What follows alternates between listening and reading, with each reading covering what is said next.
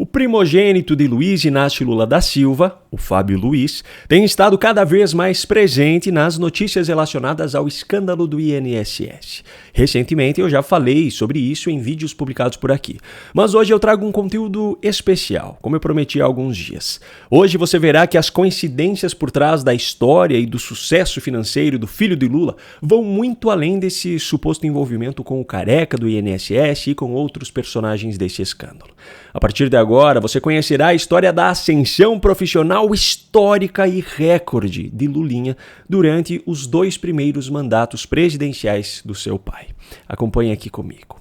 Fábio Luiz Lula da Silva, nascido em São Bernardo do Campo em 1975, é o primeiro filho de Lula com Marisa Letícia, que foi a sua segunda esposa.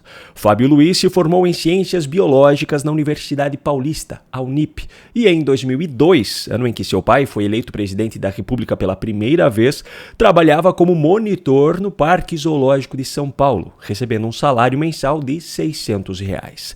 Abro um parêntese aqui para lembrar que R$600 em 2002 tinham um poder de compra muito maior do que o mesmo valor de R$600 hoje. Em 2002, o salário mínimo no Brasil era de R$200. Portanto, o salário de Lulinha correspondia a 3 salários mínimos.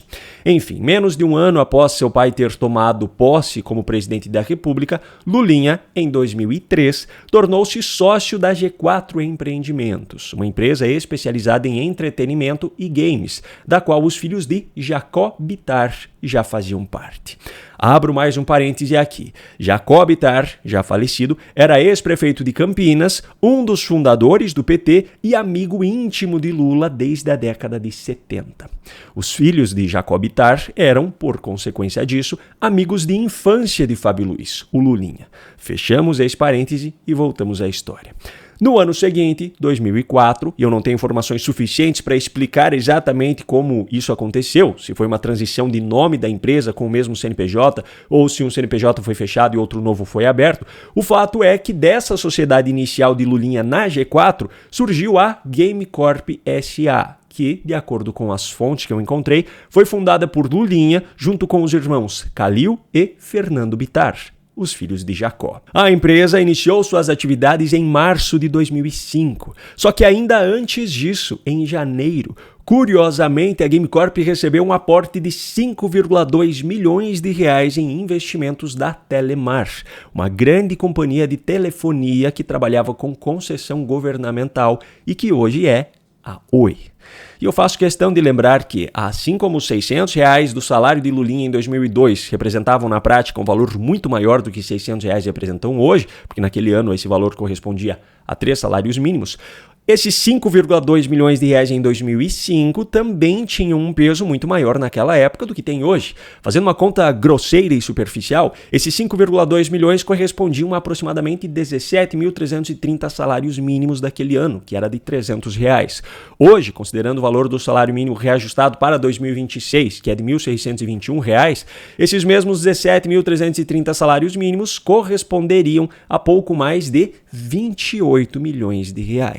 Assim já dá para ter uma noção básica do peso real desse investimento. Bom, em agosto daquele mesmo ano de 2005, a Gamecorp iniciou suas atividades como emissora de televisão, alugando inicialmente 4 horas da programação do canal Mix TV, usando o nome de Game TV.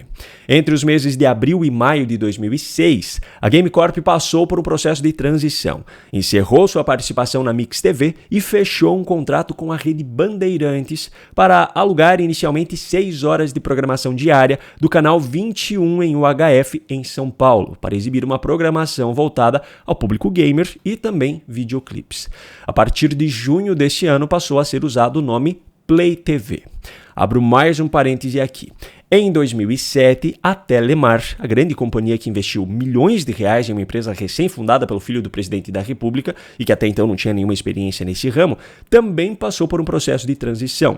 Todos os serviços da companhia foram unificados em uma só marca. Com isso, o nome Telemar foi extinto, passando a ser usado o nome Oi, que até então era da divisão de telefonia móvel da empresa.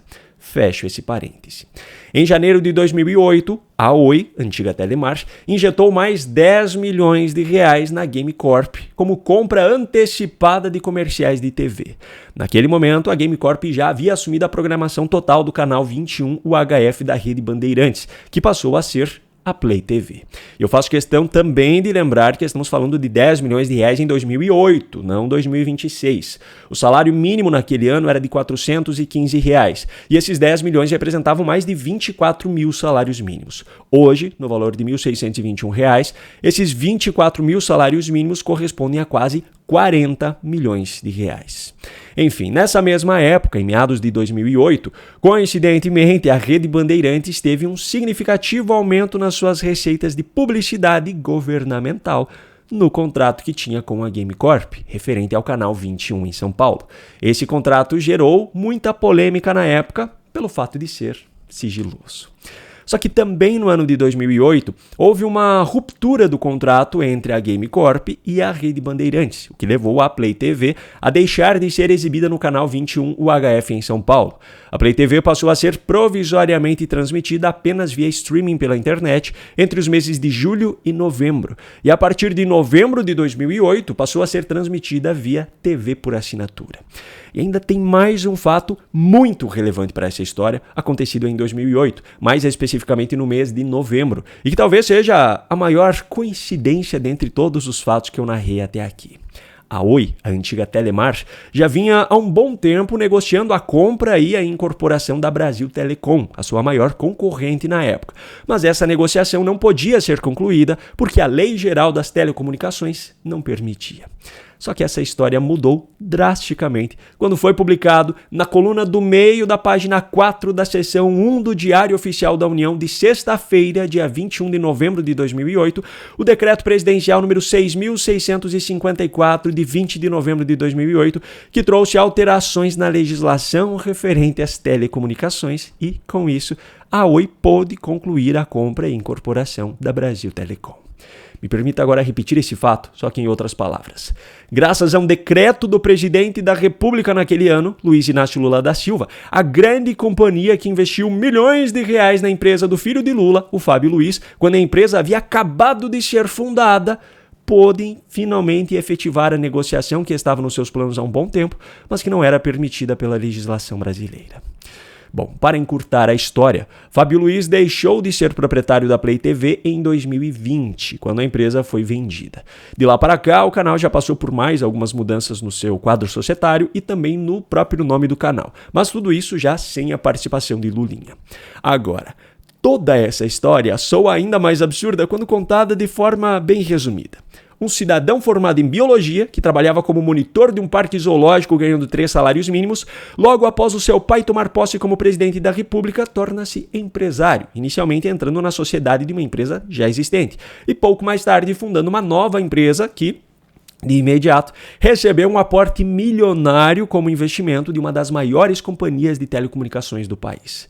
Curiosamente, o canal de televisão administrado pela empresa do filho do presidente recebe também grandes valores referentes à publicidade governamental, mesmo que o conteúdo exibido nesse canal seja relacionado a games e videoclipes.